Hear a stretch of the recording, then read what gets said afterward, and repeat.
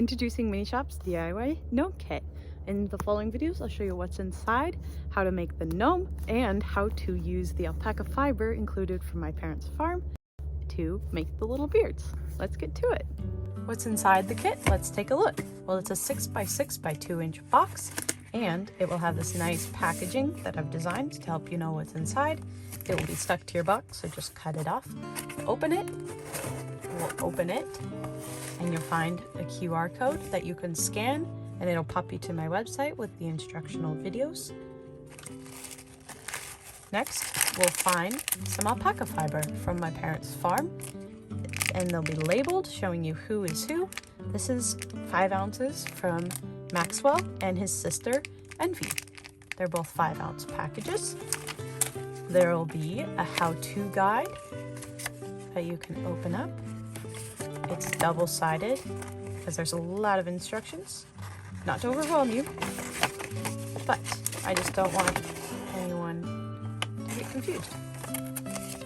So, there's also some toothpicks in here, also packaged in an industrially compostable bag like the alpaca fiber.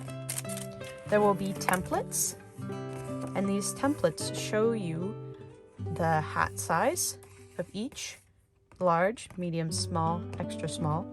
And inside the templates are the body, the head, the arms, the nose, and the hands.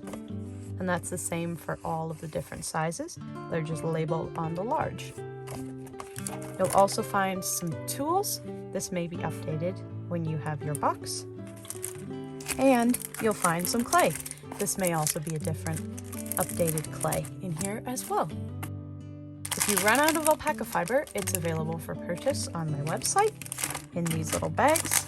And if you need more of these templates, you can buy a little downloadable PDF that's printable that has 4 templates. So if you have more people that want to work with these, or you lose it or it breaks or something, and then you can always buy more toothpicks from somewhere.